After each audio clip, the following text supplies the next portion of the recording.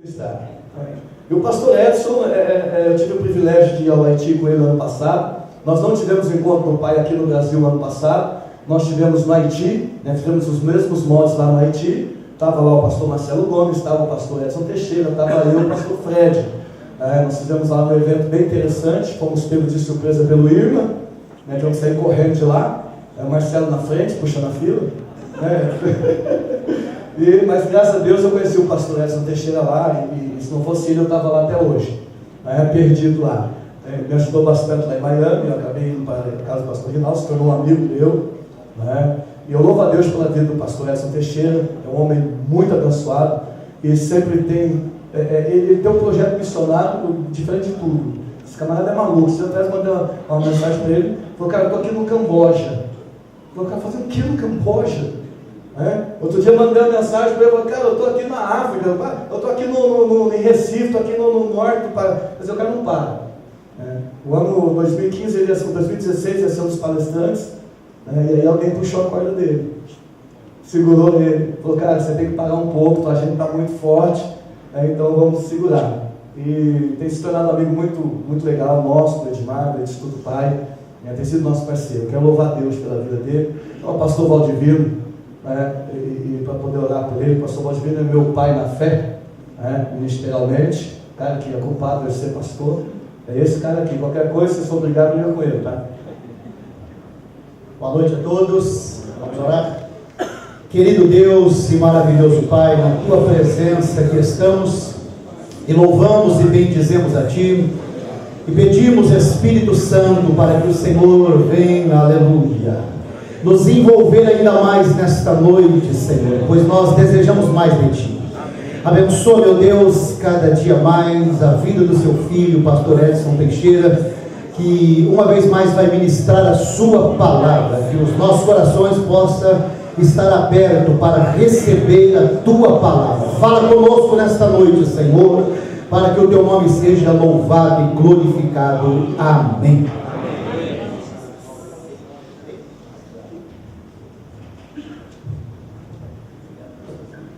Meus irmãos, paz do Senhor Jesus. Amém. Antes de você se assentar, por favor, dê um sorriso à pessoa que está do seu lado.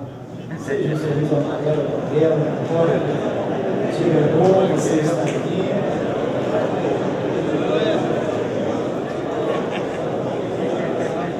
E aí você pode se sentar. Eu não tenho nem palavras para expressar a gratidão do meu coração e a honra pela honra que Ele me concede de poder estar aqui com vocês. Obrigado mesmo, o Edmar Arruda, pastor Ademir, os demais irmãos que fazem parte do Pai, me dar essa honra de poder estar com vocês aqui. E eu tenho absoluta certeza que no meio de vocês tem pessoas bem mais capacitadas do que eu, bem mais experientes do que eu, e é por isso que eu louvo a Deus por esse privilégio de estar aqui, para trazer uma meditação. Acho que eu vou ter 2 ou 3 participações aqui, e eu tenho uma mensagem forte, e eu tenho uma mensagem média e uma mensagem leve. Pelo menos eu vim com essas 3. E essa noite eu vou trazer essa mensagem leve, porque é a introdução, é a abertura do evento. Então a gente vai pensar, eu vou tentar ser bem leve para vocês, tá bom? Eu quero ler com vocês 2 textos bíblicos. O primeiro está na Epístola de Tiago, o irmão do Senhor Jesus. Esse é o primeiro texto que eu quero ler com vocês. O tema desse encontro é perseverança. Perseverança é a chave ou o segredo para o nosso sucesso, o êxito ministerial. Quando você lê Hebreus 10:36, o texto diz: porque necessitais de perseverança. Necessitamos de perseverança. E conclui dizendo: para que depois de haver desfeito a vontade de Deus, alcanceis a promessa. Então aí tem um processo. Nós precisamos de perseverança. E essa perseverança é para fazer a vontade de Deus. E como consequência, então, a gente recebe a recompensa das promessas que Deus tem feito a nós. Paulo também diz em Romanos 2 que nós precisamos perseverar em fazer o bem. Necessitamos de perseverança em fazer o bem. A gente precisa, se for falar de perseverança, a gente precisa perseverar em muitos aspectos da nossa vida, como pai, como esposo, como pastores, como homens. Muitas áreas das nossas vidas precisam desse ingrediente chamado perseverança. Mas hoje, eu quero usar esse tempo para pensar com vocês um pouco de perseverança na oração. Paulo fala isso em Romanos capítulo 12, que nós devemos ser pacientes no meio da tribulação e que nós devemos perseverar na oração. Sede perseverantes na oração. E eu acredito piamente que o ingrediente mais importante para a gente ter uma vida de sucesso no ministério é a perseverança na oração.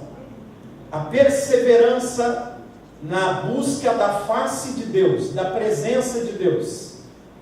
Jesus disse em Lucas 18, versículo 1, sobre o dever de orar sempre e nunca esmorecer. Então, tanto Paulo como Jesus estão dizendo para nós sobre a perseverança da oração. Então, o primeiro texto que eu quero ler com vocês, Tiago, capítulo 5, e o versículo de número 13 em diante. Eu gosto da epístola de Tiago.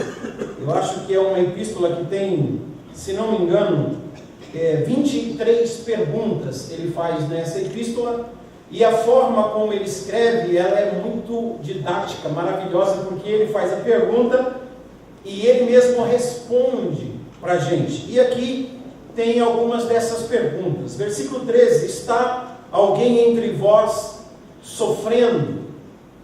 Algumas traduções falam em aperto, em angústia. Está alguém entre vós sofrendo? Faça oração. Eu acho interessante porque Tiago diz que o que pode nos livrar do sofrimento, e às vezes essa palavra aqui é em aperto, é como se fosse uma morsa apertando, tirando a liberdade. Está alguém entre vocês sem saber o que fazer, sem saber qual direção tomar, em dúvidas, com esses sofrimentos na mente, no corpo, na família?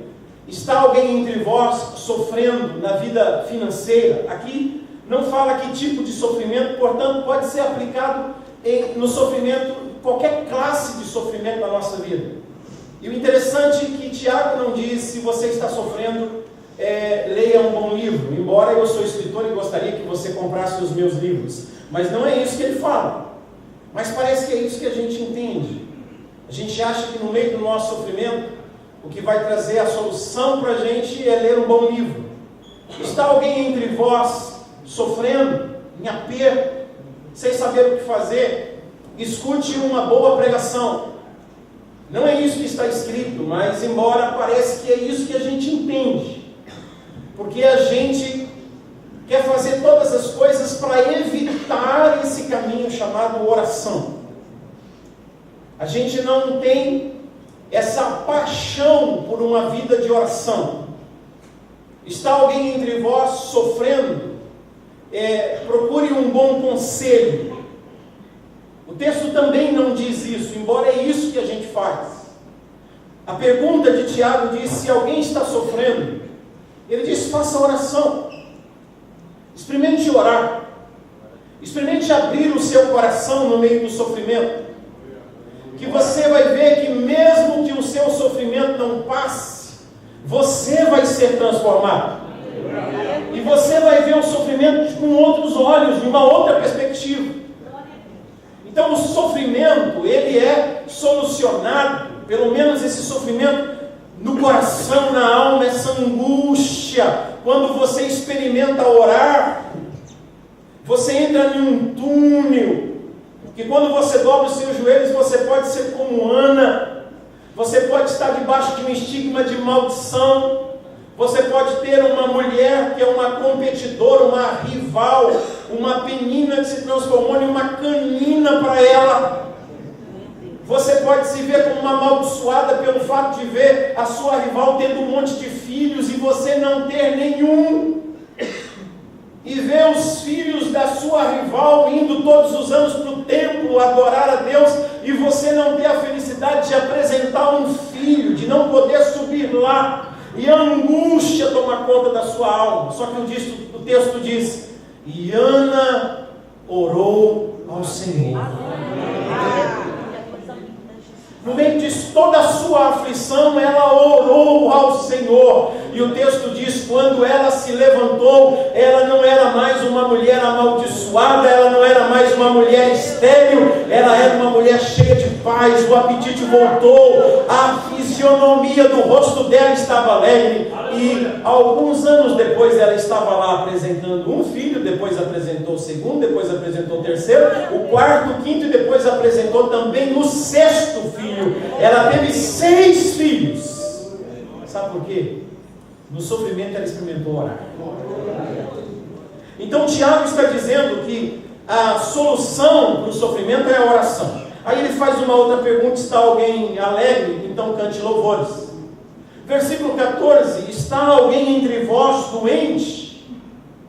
Tem alguém enfermo no meio da gente? Tem alguém que vive à base de remédio? Pessoas que vivem debaixo de psicotrópicos, de anfetaminas, de barbitúricos.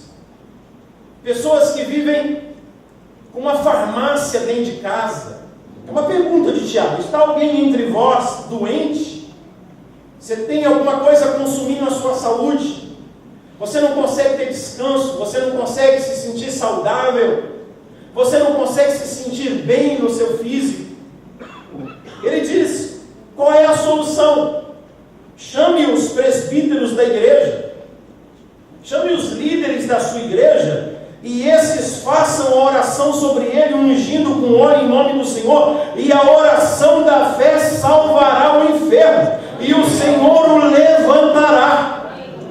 E melhor ainda, se houver cometido pecado, seriam perdoados. Então ele fala que a cura para o sofrimento, a solução para o sofrimento é a oração. Ele fala que a oração de líderes da igreja, ungindo com óleo em nome do Senhor, pode exterminar a doença do seu corpo. Você sabia, tem pessoas que passam a vida, mas não chamam a liderança da sua igreja, os líderes da sua igreja, para ungí-lo com óleo em nome do Senhor. A oração desses homens, feita com fé em nome de Jesus, pode arrancar a doença do seu corpo. Então, se você está doente, experimente chamar as pessoas para orar por você. É oração. Tiago está dizendo: é a oração. Para o sofrimento é a oração, para a doença no físico é a oração. E ele diz no versículo 16: confessais, pois, os vossos pecados uns aos outros, e orai uns pelos outros para serdes curados. Então, a gente percebe que essa cura do versículo 16, ela é diferente daquela cura do versículo 14.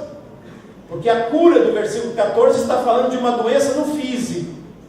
E aqui no versículo 16, já está falando de uma cura na alma. Pessoas que têm doenças na alma, pessoas que estão cheias de culpa. O texto fala de confessar para ser livre.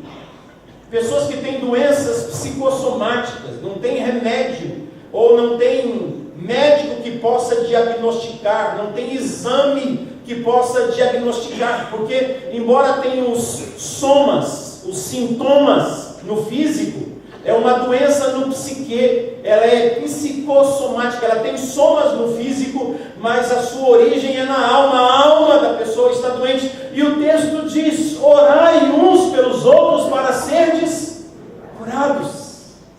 Cura para o sofrimento, oração. Cura para a doença no físico, Oração. Cura para doença na alma. Oração. E aí Tiago, ele continua dizendo, porque muito pode, por sua eficácia, a súplica de um justo. Aleluia, Jesus. Eu acho isso aqui extraordinário. O poder que tem na oração de uma pessoa justificada pela graça e pelo sangue de Jesus. Você pode orar, Deus escuta a sua oração. Você é um justo e Deus pode fazer coisas extraordinárias através da sua oração. Hoje, aqui essa noite, eu sei que Deus vai fazer coisas extraordinárias através da nossa oração. Existe poder na nossa vida de oração. Interessante, Tiago vem tratando da oração. Esse é o primeiro texto que eu estou lendo com vocês. Aí parece que ele sente no coração buscar um exemplo de oração para fixar na nossa mente o que é que significa ser uma pessoa que ora com fé. E aí ele vai usar no versículo 17 um personagem do Antigo Testamento, um profeta, que nós conhecemos como profeta do fogo. Ele vai usar a figura do profeta Elias. Ele diz: Elias era um homem semelhante a nós. Ele era sujeito aos mesmos sentimentos. E orou com, o que é que diz aí? Perseverança, constância. Ele orou com perseverança para que o céu retesse a chuva. E por 3 anos e 6 meses não choveu. E aí, diz o versículo 18, e orou de novo. Então Elias era um homem semelhante a nós. Eu acho que a única coisa que o diferenciava de nós é isso, é que ele orava.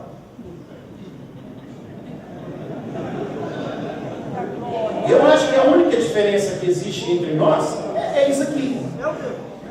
Era um homem semelhante a nós, com as mesmas fraquezas, os mesmos sentimentos, só que aqui por 2 vezes diz, orou com perseverança, e depois diz o texto, orou de novo. Essa é a diferença que existe entre Elias e nós. É porque ele orava, e nós não oramos. Quando eu falo nós não oramos, eu não estou falando daquela oração que você faz para dormir, aquela oração que você faz pelo almoço. Eu oro 3 vezes por dia. Eu perguntei, quando é que você ora? Na hora do café da manhã, na hora do almoço, na hora da janta. Isso é a vida de oração de muita gente. Agora, o que eu quero chamar a atenção de vocês para a gente ir para o segundo texto? É que quando Tiago vai falar de oração da fé, porque ele está falando aqui a oração da fé, ele vai falar das características que existem na oração da fé, porque a fé ora, a pessoa que tem fé ora, e existem características nessa oração da fé. Ele vai usar a pessoa de Elias, só que se eu fosse usar, eu Edson Teixeira, se eu fosse usar o profeta Elias como exemplo de um homem que faz uma oração com fé, eu escreveria diferente de Tiago. Na minha visão limitada, o exemplo da oração de fé que Elias fez, não é essa que Tiago está citando. A oração da fé para nós, o que é? É a oração que você ora agora e agora você é respondido. Para nós, a oração da fé é a oração que você ora pelo doente agora e o doente agora é curado. Que você ora pela porta fechada agora e agora a porta se abre. Aleluia. Esta é a visão que nós temos de oração de fé. Eu escreveria diferente de Tiago. Porque o Tiago, quando vai falar, usar Elias como exemplo de oração da fé, ele não usa a oração que Elias fez com 68 palavras. Lá no Monte Carmelo, quando Elias restaura o altar, arruma as pedras no altar e diz: ó Senhor, mostra para esse povo que tu és Deus, respondendo com fogo. e que eu sou o teu servo. E diz o texto que quando Elias terminou a oração, que caiu do céu, caiu fogo do céu, consumiu o holocausto, lambeu a água do rego que estava ali ao redor, e todos caíram de joelhos dizendo: só o Senhor é Deus, só o Senhor é Deus. Então, se eu fosse usar Elias como exemplo de oração de fé, eu iria usar a oração do fogo, porque ele orou e imediatamente o milagre aconteceu. Agora, Tiago não faz isso. Tiago, quando vai usar Elias como exemplo da oração da fé, ele não usa o exemplo da oração que Elias fez para Deus mandar fogo. Ele usa o exemplo da oração que Elias fez para Deus mandar chuva. E às vezes, como nós somos pragmáticos demais, como nós não temos perseverança, não temos paciência, a gente quer a resposta imediata. Então a gente pensa que a oração da fé é a oração do fogo. E quando na verdade a oração da fé na vida de Elias não é a oração que caiu o fogo, mas é a oração que caiu a chuva.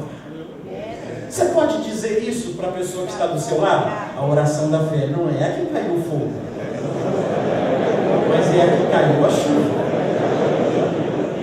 Pensando nisso, nessa visão que Tiago traz, Elias era um homem sujeito aos mesmos sentimentos e orou com perseverança para que não chovesse sobre a terra. E por 3 anos e 6 meses não choveu. E orou de novo, e o céu deu chuva, e a terra fez germinar os seus frutos. Pensando nesse exemplo que Tiago está usando, eu quero levar vocês ao segundo texto, lá em 1 Reis, capítulo de número 18. Primeiro livro de Reis, capítulo de número 18. Então, se você for até o versículo 40, você vai ver a oração do fogo. Mas a partir do versículo 41, você vai ver quais são as características que existem numa pessoa que ora com fé. E eu quero pensar com vocês em 3 ou 4 dessas características e pedir que o Espírito Santo coloque essas marcas nas nossas vidas em nome de Jesus. Então disse Elias a Acabe: sobe, come e bebe, porque já se ouve um ruído de abundante chuva. Subiu Acabe a comer e a beber. Elias, porém, subiu ao cume do Carmelo e, encurvado por terra, meteu o rosto entre os joelhos. E ele disse ao seu moço: sobe e olha para o lado do mar. Ele subiu e olhou e disse: não há nada. Então lhe disse Elias: volta lá. E assim ele fez por 7 vezes. A 7ª vez disse: eis que se levanta do mar uma nuvem pequena, como a palma da mão de um homem. Então disse Elias para o rapaz: sobe e dize a Acabe: aparelha o teu carro e desce, para que a chuva não te detenha. Dentro em pouco os céus se enegreceram com nuvens e vento, e caiu grande chuva. E Acabe subiu ao carro e foi para Jezreel. E a mão do Senhor veio sobre Elias, o qual cingiu os lombos e correu adiante de Acabe até a entrada de Jezreel. Quando a gente vê esse povo arrependido, ou pelo menos confessando: só o Senhor é Deus, só o Senhor é Deus, eles sabem agora, pela resposta da oração de Elias, o fogo que vem consome o holocausto, aquele desafio que foi feito: quem for o Deus verdadeiro vai responder com fogo. E esse povo todo sabe que o Deus verdadeiro é o Deus de Israel. Eles então estão clamando: só o Senhor é Deus. E a profecia de Deuteronômio, capítulo 11, diz assim: se esse povo se esquecer dos meus mandamentos, se esse povo me abandonar e seguir após outros deuses, então eu vou fechar os céus e vou reter a chuva sobre aquela terra. Portanto, Portanto, quando Elias, no capítulo 17, aparece dizendo: segundo a minha palavra, não haverá chuva nem orvalho enquanto eu não falar, Elias não está profetizando em cima dos seus sentimentos. Ele sabe que toda a nação abandonou Deus. Ele sabe que toda a nação está debaixo da idolatria, servindo a Baal, servindo a Astarote, servindo a outros deuses. E ele sabe que existe uma palavra profética da parte de Deus, que se esse povo assim o fizesse, não haveria chuva sobre a terra. Portanto, quando Elias se apresenta para declarar essa palavra, ele não está declarando uma palavra do seu coração, ele está declarando uma profecia da palavra de Deus. E é isso que acontece.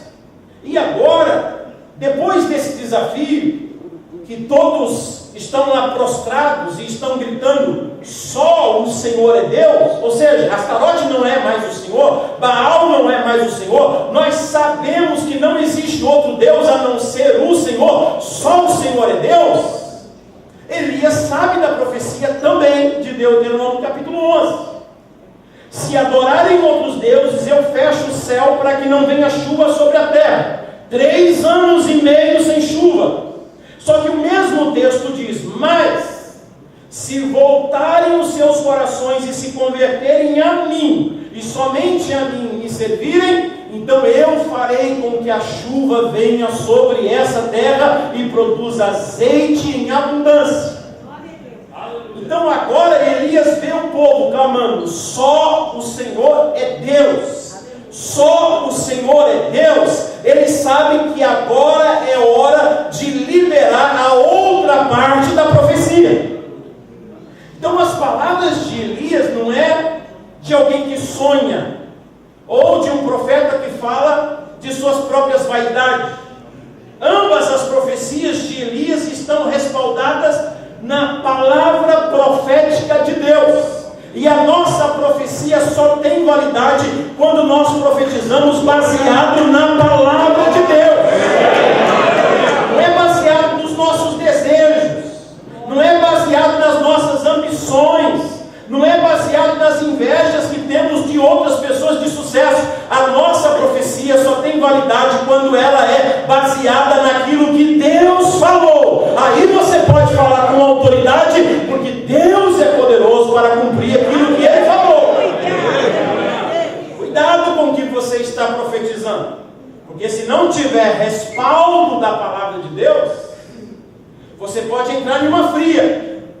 E Elias é esse profeta que me chama a atenção, porque agora todos estão clamando: só o Senhor é Deus, só o Senhor é Deus. Então ele se levanta e ele diz: sobe e dize a Acabe que coma bem, se alimente, porque eu estou ouvindo um barulho de abundante chuva, e que se ele não se preparar, a chuva vai pegá-lo. Eu acho isso interessante, porque assim que Elias, eu escrevi aqui no papelzinho, os 5 tópicos dessa mensagem. São 5 pequenos papelzinhos com 5 pequenas anotações. Eu vou pensar com você. Primeira característica de uma pessoa que ora com fé, baseado na vida de Elias.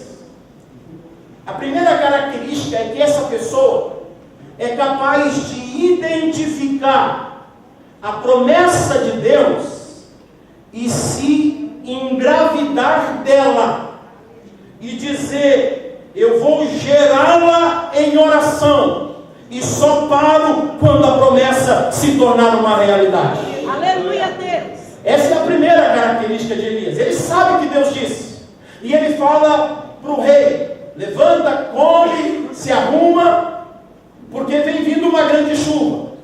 Mas você não vê Elias cruzando os braços e dizendo: bom, se Deus disse que vai mandar chuva quando o povo se arrepender, então eu posso ficar aqui de braços cruzados, porque com certeza a chuva vai chegar.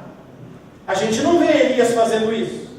A gente o vê no versículo 42, por favor me acompanhe, porque é o único lugar em toda a Escritura que você vai ler algo semelhante. Não existe nenhuma outra parte, em nenhum lugar da Bíblia que tem essa expressão. E Elias subiu ao cume do monte encurvando-se em terra. Isso Abraão fez, isso Jó fez, isso Moisés fez, isso muitas pessoas na Bíblia fizeram, de encurvar-se por terra. Agora, a única pessoa que você vai ler que fez isso foi Elias. Ele, encurvando-se por terra, meteu o rosto aonde? Entre os joelhos. Tem alguém aqui essa noite que se atreveria a tentar fazer isso aqui? Você pode se prostrar com o rosto em terra na frente dos joelhos. Tem alguns irmãos que têm um pouquinho assim de saliência na frente, ficaria um pouquinho mais difícil. Você não consegue se prostrar com o rosto em terra e depois colocar o rosto entre os joelhos. Só se acontecer na sua vida algo que acontece apenas com as mulheres no período de gravidez. Se acontecer uma dilatação no seu corpo, você, principalmente o homem que está aqui, consegue fazer isso. Se existir uma dilatação, que é quando a mulher está para dar à luz, acontece um mistério no seu corpo, que a gente chama de dilatação, onde nervos e ossos saem do seu lugar original, para a passagem do nascimento do bebê, então você vai conseguir colocar o rosto entre os joelhos. Naturalmente você não consegue, pode até tentar. Você não consegue, a não ser esses artistas de circo, aqueles caras do Cirque du Soleil, que já nasceu meio borracha, desde pequenininho, o pai já nasceu fazendo assim com o menino e tal. Aí os caras são, vocês sabem do que eu estou falando, mas normalmente não se consegue. Por quê? Que posição é essa que Elias está assumindo? Eu morei alguns anos na América Central, dentro da cultura maia. Fui missionário no país da Guatemala, mas trabalhei muito no México, na cultura azteca, trabalhei em El Salvador, em Honduras, Nicarágua, esses países todos. E eu vivia muito lá, para aquelas aldeias, no meio daqueles povoados nas montanhas, e lá não tem hospitais. E lá, quando a mulher está grávida e já está pronta para dar à luz, eles fazem uma barraca em algum lugar no meio da selva, das montanhas, montam uma barraca, separam uma pessoa que vai auxiliar, e essa mulher entra nessa barraca, nessa tenda, e ela vai ficar exatamente nessa posição. Ela vai se curvar, vai colocar o rosto entre os joelhos, e é a maneira mais fácil das crianças nascerem. Milhares de guatemaltecos nascem assim, ainda hoje na Guatemala. Então, quando Elias está no monte, nessa posição, Deus diz: eu vou mandar chuva. Ele pega essa promessa e ele diz: eu vou gerar essa promessa, eu vou dar a luz a essa promessa, eu vou perseverar em oração, até que o invisível se torne visível, até que o abstrato se torne concreto, até o que não existe se torne existente, até que a promessa que está no céu se torne realidade na terra. Eu vou gerar essa promessa. Só que a gente sabe que não é fácil. Graças a Deus eu não nasci mulher. E eu fui lá, quando a minha filha mais velha nasceu na Guatemala. E eu falei: eu quero participar do parto. O que vai ser? O parto normal? Parto normal? Eu estou dentro, eu vou lá. E entrei na sala de parto. Parto normal? Parto normal na aula. Parto normal? Quase que eu desmaiei. Eu queria ter o privilégio de cortar o cordão umbilical da minha filha e imediatamente apresentá-la ao Senhor, mas quase que a minha esposa, o anestesista e o parteiro tiveram que me socorrer, porque esse parto que chamam normal é anormal, porque é uma coisa terrível.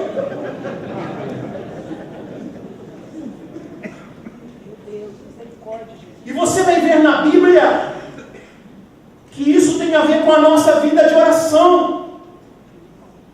O nosso está infrutífero. A gente não consegue conquistar nossas cidades.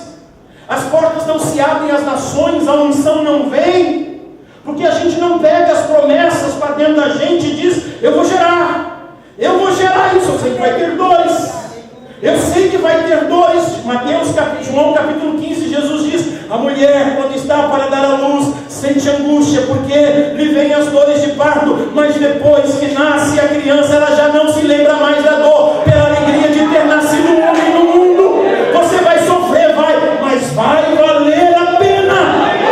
Vai valer a pena. Quando você lê, eu sei o que é isso. Eu tenho pedido isso para Deus. Quando Paulo escreve a carta de Filemon, para o seu amigo Filemon, ele escreve a respeito de um jovem chamado Onésimo, que era um ladrão, que tinha fugido, foi parar na prisão. E Paulo, lá dentro da prisão, evangeliza esse menino, ganha esse menino para Jesus, forma o caráter de Onésimo. Aí ele escreve para Filemon, dizendo: Filemon, recebe a Onésimo.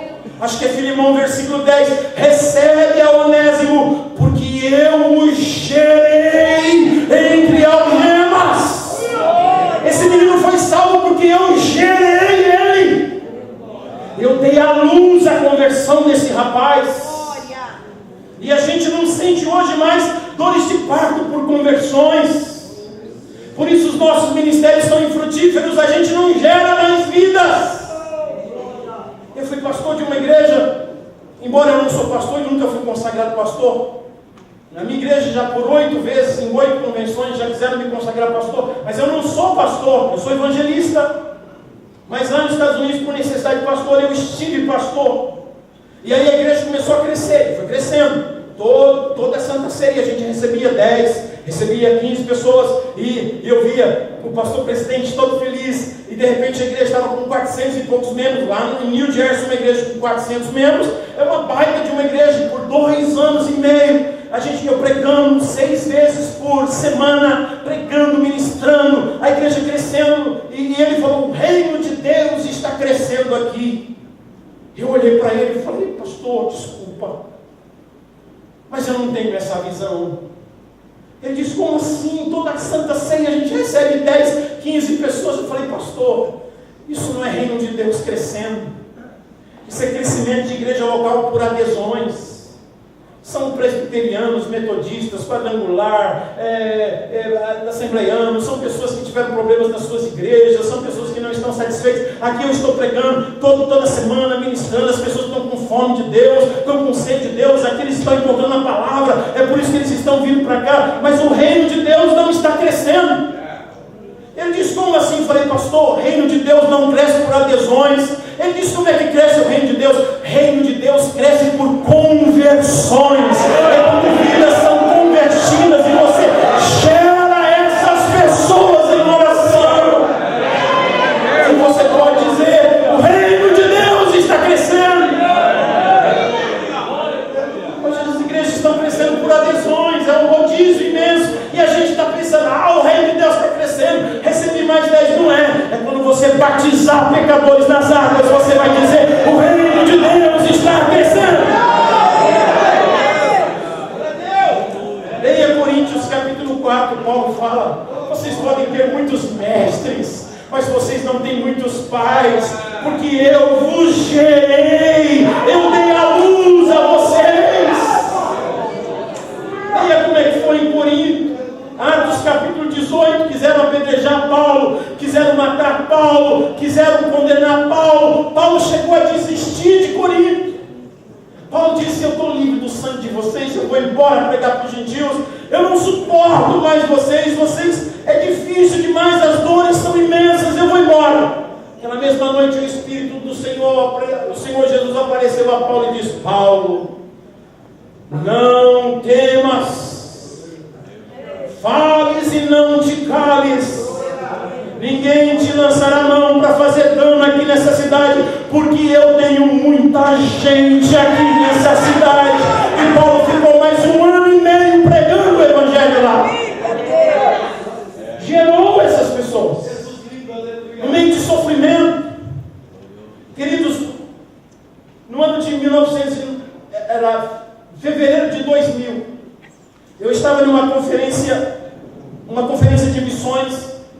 Espanha, e aí o pessoal disse: vamos participar de um culto de oração dentro de uma muralha na cidade de Gibraltar, no estado de Gibraltar. Vamos. E nós fomos para lá. E tinha lá uns 60 pastores, uma igreja presbiteriana dentro da muralha. E foi impactante para a minha vida aquilo. Porque foi lá que nasceu essa mensagem. Em fevereiro do ano 2000, fevereiro de 2000. Nós começamos a orar. Terminou a palestra, pegamos na mão uns dos outros, fizemos um círculo ali naquela igreja dentro da muralha e começamos a orar. E o pastor David, que era um britânico, segurou aqui a minha mão direita, e um outro pastor, uma outra nacionalidade, segurou aqui a minha mão esquerda, e a gente começou a orar. Só que de repente, eu arregalei o olho, porque esse pastor aqui, ele não estava segurando minha mão, ele estava espremendo a minha mão. E foi espremendo, e eu, glória a Deus, bendito seja o teu nome, Senhor, em nome de Jesus. E aí eu abri os olhos, e quando eu olhei para o pastor, de susto eu soltei a minha mão, da mão dele, porque eu nunca tinha visto um homem desfigurado como ele. Ele estava com cores, ele estava amarelo, ele estava pálido, ele estava roxo, ele gritava, ele urrava. E eu cheguei a pensar, a princípio, falei: meu Deus, o pastor está debaixo de opressão, esse cara está oprimido. Ele está oprimido, porque eu nunca tinha visto aquilo, ele não estava orando, ele estava urrando, assim, com dores que saíam de dentro dele. E aí um pastor que estava aqui, eu não sei se era argentino, Paraguai, ele falava espanhol, e eu disse: a gente tem que orar. O camarada estava caído lá no chão, ele se jogou no chão, ele colocava a mão na barriga assim, e ele gritava, ele urrava. E quando eu fui colocar a mão na cabeça dele para orar por ele, eu tomei um susto. Não aquela voz audível de Deus, não veio assim audível, mas aqui dentro de mim aquela voz disse: não toque nele. Eu disse: Senhor, o que está acontecendo? Esse homem está passando mal. E o Espírito de Deus no meu coração disse assim: é assim que nasce o avivamento no mundo islâmico. Ele está gerando o avivamento no mundo muçulmano, conversões de muçulmanos. Eu não entendia, ele não falava, não dava para entender nada, ele só urrava, ele estava sentindo dores de parto, ele colocava a mão na barriga como uma mulher que está para dar à luz. E eu disse: Senhor, me dá isso, eu quero isso. Eu sei que na primeira vez eu me arrependi até o último fio do meu cabelo. Quando aquelas dores vieram, eu disse: por que eu fui pedir isso para Deus? Mas os resultados que vieram nos anos subsequentes foram extraordinários. Queridos, eu não falo inglês, o meu inglês é um inglês quebrado. É só para, como é que você está? Posso entrar? Onde é que eu vou? E queridos, eu tenho pregado nas nações do Kirguistão, do Cazaquistão, do Uzbequistão, do Turcomenistão, da Rússia. Eu tenho pregado nessas nações fechadas para o Evangelho. Deus tem me introduzido lá, sabe por quê? Eu tenho aprendido a gerar essas nações e vidas em oração. Eu aprendi com aquele homem, eu quero chorar pelas almas, eu quero ganhar almas. E às vezes vem ondas de gemidos que não tem, você não sabe orar como convém, você só sente fraquezas, mas o Espírito Santo vem, intercede por você com gemidos inexprimíveis, porque Ele, segundo a vontade de Deus, sabe traduzir o seu gemido diante de Deus. Minha oração essa noite é que você possa aprender. Peça a Deus: me dá isso, por favor. Quantos filhos drogados e os pais brincando, quantos filhos perdidos e os pais brincando de videogame, quantas cidades morrendo, indo para o inferno e os pastores fofocando, quantas pessoas indo para a perdição, para as trevas, e a gente batendo boca. Pelo amor de Deus, Senhor, nos coloca de joelhos e com o rosto em terra, nos faz sentir dores de parto para gerar a tua promessa.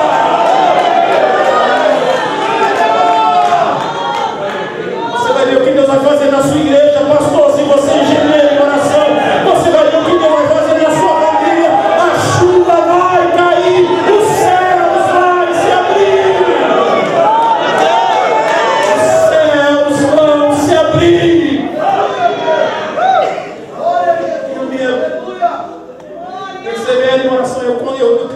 para vocês, às vezes eu tenho medo. Mas eu sei que é só assim. A mulher, quando está para dar à luz, está angustiada. Mas depois que nasce criança, ela já nem se lembra mais. É o prazer de ter nascido um filho. Você vai gerar vidas em oração. Você vai subir para um monte, a carne vai comer, as outras pessoas vão comer. Todo mundo vai desfrutar. Mas você é diferente. Você escuta a voz de Deus. Seu lugar não vai ser no momento na mesa com um banquete, isso é lá para frente. Seu lugar é a sós com Deus na montanha, gerando as promessas dele.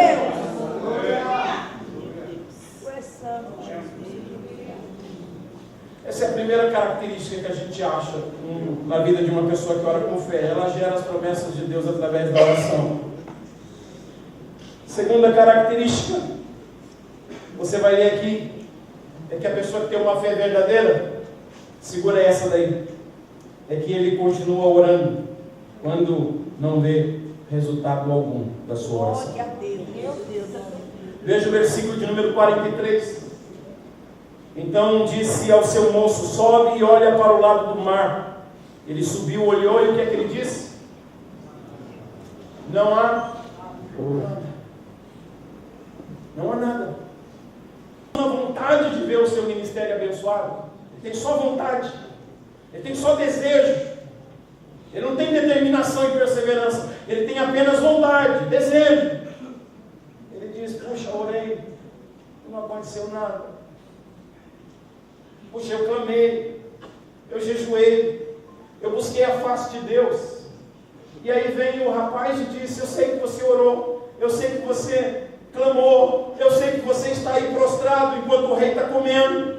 Mas Elias, eu quero dizer para você, não existe resultado algum da sua oração, nenhuma evidência. O que é que você faz, querido? Quando você ora, e quando aparentemente não existe resultado algum da sua oração. Por isso que eu fiquei fascinado com Tiago, por não usar o exemplo da oração da fé como um exemplo da oração do fogo. Porque o fogo, ele ora, e imediatamente cai fogo. Agora, na chuva, ele ora, ele pede a Deus. E ele diz para o menino: vai lá dar uma olhada para ver se a chuva já vem vindo. E quando o garoto volta, ele diz: e aí? O garoto disse: não tem nada. Sabe o que é nada? Nada é nada. Você começa a orar por sua igreja.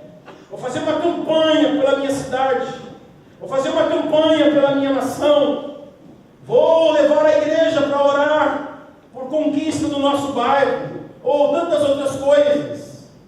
Eu conheço um pastor chamado Frank Jensen, lá dos Estados Unidos, em Atlanta. E eu lembro que quando aconteceu o terremoto no Haiti, ele disse: Deus, me ajuda a reconstruir essa nação. Eu vou entrar em um período de jejum para o Senhor me dar dinheiro. Fez alguns levantamentos, ele ia precisar de $1 milhão para construir 10 mil casas. $1 milhão. Ele disse: Senhor, isso é uma loucura, mas eu vou orar. E ele colocou a igreja para orar, e a igreja orando e ele jejuando 1 dia, e 2 dias, e não aconteceu nada, e 3 dias, e 4 dias, e 5 dias, e 6 dias, e 7 dias, e 18 dias, e 19 dias. E ele chega a dizer no seu livro sobre o jejum que então um abatimento grande entrou no coração dele, dizendo: Senhor, eu estou orando há tanto tempo e não tem nenhum resultado. Nenhuma pessoa sequer me procurou para dizer: eu vou dar $1.000 para ajudar a construir uma casa. Diz que entrou um desânimo no coração dele. Ele disse: Deus, será que o Senhor não está me chamando para ir ajudar os haitianos? E ele continuou em oração, um pouco enfraquecido, mas orando e orando. Quando chegou o 21º dia, lembra de Daniel? Daniel orou 1 dia, Daniel orou 2 e não veio a resposta, orou 3 e não veio a resposta. Tinha, parece que, principados e potestades no ar. O príncipe da Grécia disse para o anjo Gabriel: Gabriel, aqui você não passa. E o Daniel perseverou em oração, e depois de 21 dias Deus disse: tá bom, já que meu anjo Gabriel não passa, eu vou chamar o arcanjo Miguel, que é o guerreiro, ele vai abrir caminho, vamos ver se não passa. Passou! E Deus disse para Daniel: visto que perseverastes em orar, desde o primeiro dia foi mandada a resposta, mas por causa da perseverança da tua oração, o anjo diz: eu vim para te fazer chamar. E aconteceu com o pastor Francis, ele disse no 21º dia, eu disse: irmãos, nós vamos tirar agora uma oferta para o Haiti.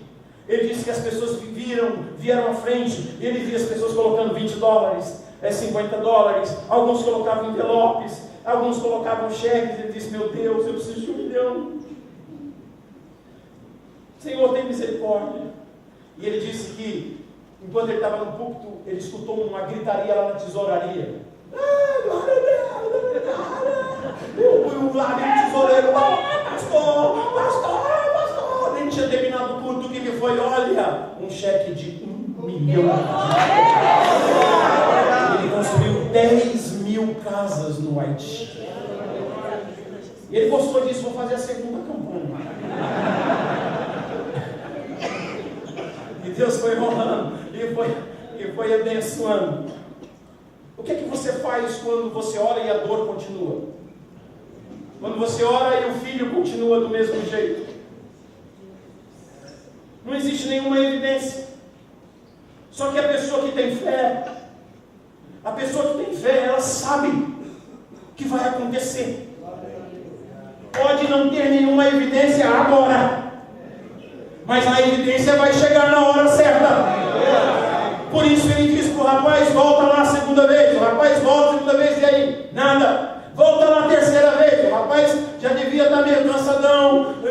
Elias, olha, não tem nada. Volta lá a quarta vez, e aí? Nada. A quinta vez, nada. Volta lá mais uma vez. Eu vim aqui em nome de Jesus para dizer para você: volta lá outra vez. Volta lá outra vez. É na hora certa o milagre vai acontecer. Quem recebe essa palavra, diga amém. Terceira marca de uma pessoa: o horário passa tão rápido, né? E eu quero ser muito abençoado aqui ainda hoje. Em terceiro lugar, terceira marca de uma pessoa que tem as características da oração da fé, é que ela consegue ver o grande quando as pessoas só enxergam aquilo que é pequeno. A pessoa que tem fé, ela consegue ver o grande naquilo em que as pessoas só conseguem enxergar o pequeno. Na 7ª vez o menino volta e diz assim: eu vi. O que é que você viu lá? Eu vi uma pequena nuvem do tamanho da mão de um homem. Aí o Elias levanta e diz: então, pede para Acabe descer correndo, porque senão a chuva vai pegar ele. O que é isso, querido? O que é isso? As pessoas estão vendo 3 anos e meio. 3 anos e meio sem chuva, sem nuvem, sem nada, seco. De repente uma nuvem do tamanho da mão de um homem aparece lá no Mediterrâneo. E aí vem um garoto e diz: Elias, eu vi sim, mas eu vi uma nuvenzinha assim, ó, do tamanhozinho. A pessoa que tem fé, e ela está orando, e de repente aparece uma nuvenzinha do tamanho da mão de um homem, ela já começa a dar glória, ela começa a dar aleluia, porque ela sabe que aí vem vindo uma grande chuva de Deus. A princípio é uma pequena nuvem, a princípio é apenas uma família que se converteu, a princípio a igreja só pode dar aquele salário pequenininho, e olha lá, a princípio o bairro não tem nem saneamento básico, a princípio as coisas podem ser pequenas, mas quem tem fé sabe que vai vir uma abundante chuva. Em nome de Jesus eu vim aqui para dizer isso para você: quando a nuvem pequena aparecer, não despreze, porque vai trazer uma grande bênção de Deus para a sua vida. Eu entrei 5 vezes na tenda de um líder muçulmano. Eu acho que o Manolo chegou a entrar também. O Manolo foi lá, um Muhammad, um refugiado de guerra. Eu não sei se tem mais alguém aqui que já foi comigo lá para Burkina Faso. Nós fizemos 8 caravanas para esses refugiados. A primeira vez eu não fiquei meio assim sem jeito, muçulmano, cara assim radical, o chefe dos Tuaregs. E o irmãozinho chegou assim e falou: missionário, a gente tem que ir embora daqui logo, porque eu vi o cara escondendo a metralhadora no banco da moto. Eu falei: graças a Deus que ele escondeu, né, irmão? E eu falei brincando assim: deve ser o brinquedinho dos filhos. Deve ser de brincadeira. E era sério. Eu falei: fica frio, nós estamos aqui com a graça de Deus, Deus está com a gente. E eu lembro que na segunda vez eu entrei, falei um pouco de Ismael com ele, ele me ouviu. Na terceira vez, na quarta vez que eu entrei para comer com ele na sua tenda, ele tinha 5 tendas, em cada tenda uma mulher. Ele me colocou na tenda principal dele.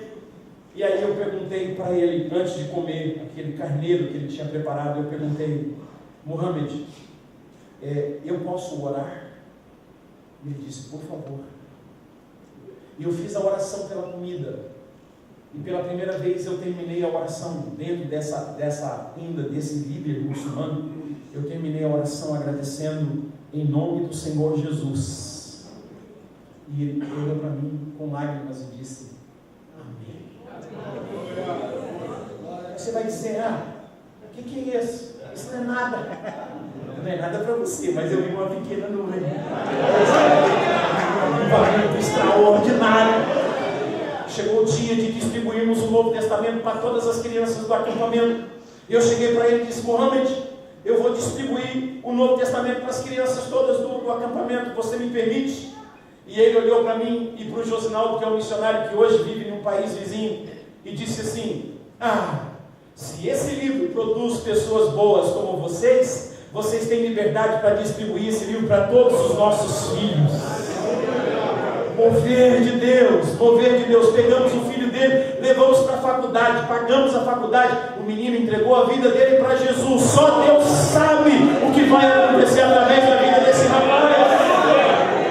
Uma pequena nuvem, mas que vai trazer uma grande chuva. Tem pessoas que Deus diz: eu vou te abençoar, meu filho. O senhor, estou orando por um carro. Aí aparece lá o carro, o irmão chega: não, vou te dar um carro. Quando ele abre a garagem, tem uma Brasília. Eu falo: sangue de Jesus, te repreendo, Satanás. O Fusca, né? Sai, espírito das trevas. Você não sabe, Zacarias 4 fala: não despreze os dias dos pequenos começos. Vocês estão vendo sendo colocada só uma pedrinha no fundamento aqui desse templo, mas eu quero te dizer que a glória da segunda casa será maior do que a primeira casa. Vai começar pequeno, mas vai terminar grande. Eu lembro quando eu ganhei meu primeiro carro. Não sei se você já ouviu falar do Ranger. Era um Ranger. Rangia tudo, rangia a porta, rangia o vidro, rangia. Era do ano 1974. E era um Fusca. Eu lembro do primeiro dia que eu saí com ele, eu tive que sair correndo do carro porque as baracas entraram na minha calça. Debaixo do pedal tinha um ninho de baraca. Depois eu apelidei ele de ungido, porque tinha um vazamento do motor, toda a rua que eu entrava dizia: vai ungindo, Senhor, vamos ver assim, aproveita o óleo aí, Senhor, vai ungindo. Um dia eu desmaiei dentro do Fusca, você acredita? Eu desmaiei na Celso Garcia, coloquei a primeira, fui sair do banco, descolou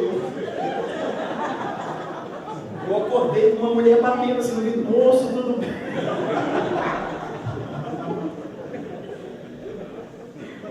Depois eu apelidei ele de embaixador, porque ele só pegava na baixada. Estacionamento de ia para as igrejas pregar, e eu tinha que colocar sempre uma baixada. O diácono precisava me ajudar a empurrar, passar uma vergonha terrível. Perfume não adiantava. Passava um perfume para a igreja, chegava lá com cheiro de gasolina, uma coisa.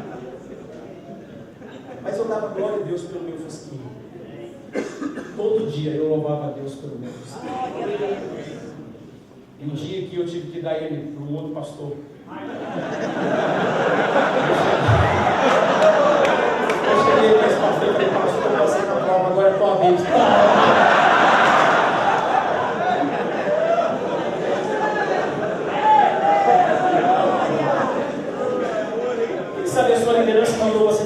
é aquela igreja pequenininha, ninguém quer ir. Ô, irmão, se você enxergou uma nuvem do tamanho da mão de um homem, vamos. Porque a chuva de Deus vai te atingir. Quarto, a pessoa que tem fé, que tem essas características da fé verdadeira, ela consegue ouvir o que os outros não podem ouvir e consegue ver o que os outros não podem ver. Elias disse para Acabe: vai e sobe, porque já se ouve um barulho de abundante chuva. Não tinha uma gota de água por 3 anos e meio, nenhuma nuvem. Mas aqui na mente, no coração do homem de fé, ele dizia: eu já estou ouvindo o barulho de uma abundante chuva. Prepara tudo, porque eu já estou ouvindo. Você está em outra sintonia. O mundo está dizendo: estamos em crise. Você diz: eu estou em Cristo. As pessoas estão vendo os obstáculos, cidades fortificadas gigantes. Você está dizendo: eles são nosso pão, como pão podemos devorá-los. Você tem outra visão. E eu termino dizendo para vocês o seguinte: a pessoa que tem essa característica da fé começa assim. Ela começa com nada e ela termina com tudo. O que é que você está vendo? E o garoto disse: nada. E diz o texto: de repente, dentro de pouco tempo. Você pode dizer isso para o seu irmão: em pouco tempo. Guarde, isso é uma palavra profética para você. Dentro de pouco tempo, os céus se enegreceram com nuvens e vento e caiu grande chuva sobre a terra. Quem tem essa qualidade de fé, ele começa com nada, mas ele termina com tudo. Ele começa com uma terra seca, mas ele termina com uma terra completamente regada e produzindo para a glória do Senhor. No princípio, Deus olhou e viu que a terra era sem forma e vazia. Então disse Deus: Deus é especialista em pegar o nada e terminar com tudo. Quando eu me converti há 30 anos atrás, 31 anos atrás, eu termino contando isso para vocês. Muitos de vocês conhecem meu testemunho. Eu fui menino de rua, vivi nas ruas, fui preso. Muitas vezes, eu com 18 anos tinha 19 processos. 19 processos. Eu com 13 anos fui para a FEBEM, 15 anos também estava lá na Celso Garcia, uma das piores, hoje é chamada Casa, Fundação Casa, uma coisa assim. Com 17 anos eu estava destruído. Meu pai olhou para mim e disse: meu filho, só quando uma bala colocar você numa cadeira de roda você para de cometer crimes. Os meus amigos diziam para mim: Edson, só se você for colocado num carandiru é que você vai parar com essa vida. Um policial chamado Betico disse para mim: eu sei, você vai fazer 18 anos, eu sei qual dia que é. E se eu mandar parar e você não parar, eu vou estourar a sua cabeça com uma bala. Eu não vejo a hora de chegar dia 4 de junho, esse policial disse para mim, para eu mandar você parar.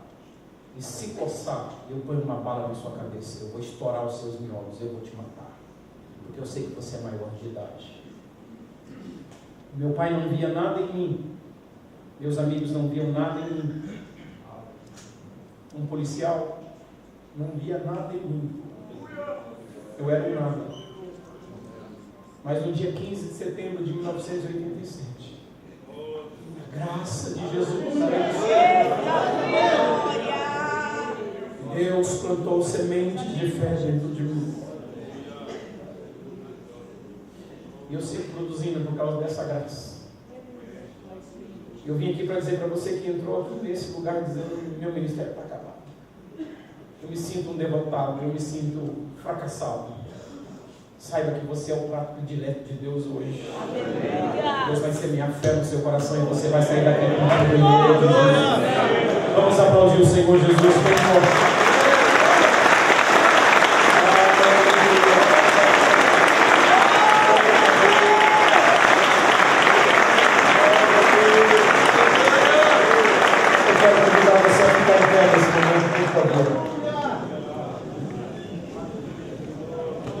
estava pedindo.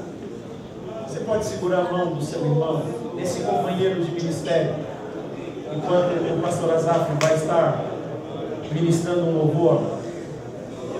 Esteja intercedendo pela vida dele. Olhe por sua casa, olhe por sua família, olhe por seu ministério. Assim como quereis que os homens vos façam, fazei primeiramente vós a eles, diz a palavra. Orai uns pelos outros para que sejais curados. A oração de um justo muito pode em seus efeitos.